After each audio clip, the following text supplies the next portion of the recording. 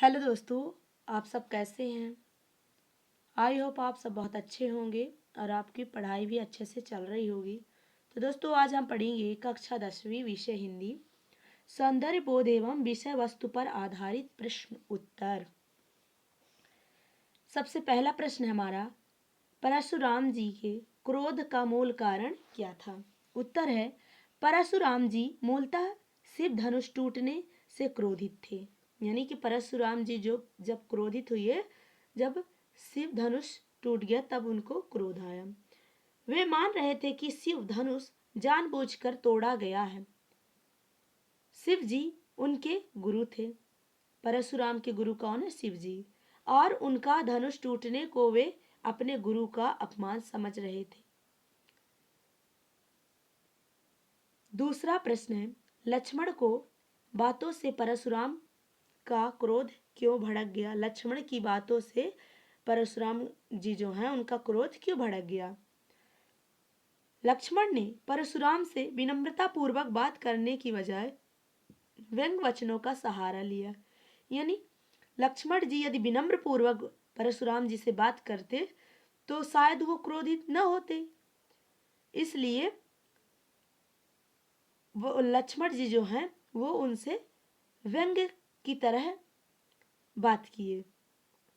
उन्होंने परशुराम को भी बड़ बोला, कभी अपनी प्रशंसा स्वयं करने वाला कहा।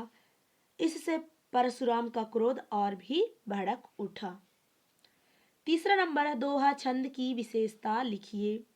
दोहा छंद की विशेषता लिखिए।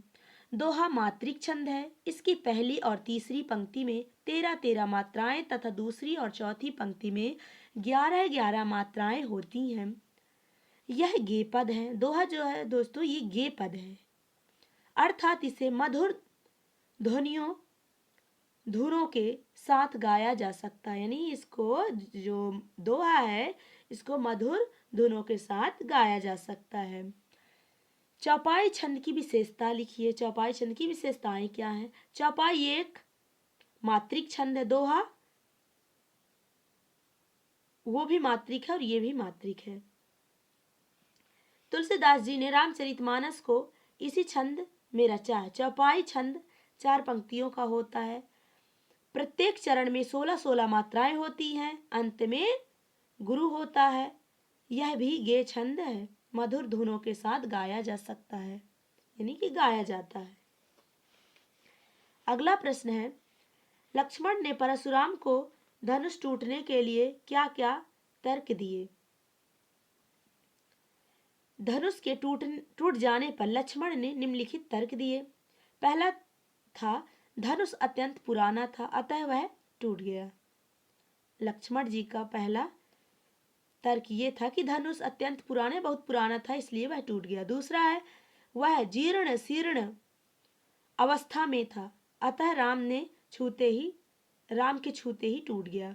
जो धनुष है वह जीर्ण शीर्ण अवस्था बहुत पुरानी थी इसलिए राम के छूते ही धनुष टूट गया। तीसरा है, राम ने नया धनुष समझकर इसे उठाया था पर यह कमजोर निकला और टूट गया। चौथा है, पुराने धनुष के टूटने पर लाभ हानि की चिंता करना व्यर्थ है। अगला प्रश्न है, पाठ के आधार पर वीर योद्धा की विशेषताएं लिखिए। पाठ के आधार पर वीर योद्धा की विशेषताएं लिखिए।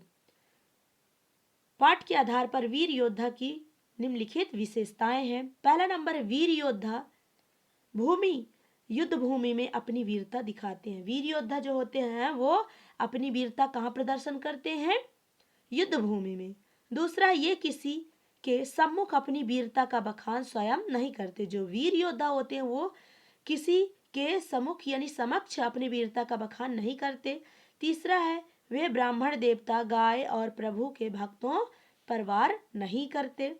चौथा नंबर है, शांत विनम्र एवं धैर्य धारक होते हैं। ये एक वीर योद्धा की पहचान है, विशेषता है कि वीर योद्धा कैसा होता है? शांत होता है, विनम्रशील होता है एवं धैर्यवान होते हैं। अगला प्रश्न है, परशुराम की किन बातों में विरोधाभास प्रतीत होता है। परशुराम एक ओर तो कहते हैं कि बालक समझकर मैं लक्ष्मण पर वार नहीं कर रहा हूँ, बार बार उसे क्षमा कर रहा हूँ, तथा दूसरी ओर कहते हैं कि मेरा फरसा गर्भ में भी शिशुओं पर दया नहीं करता है। यह बातें विरोधाभास उत्पन्न करती हैं।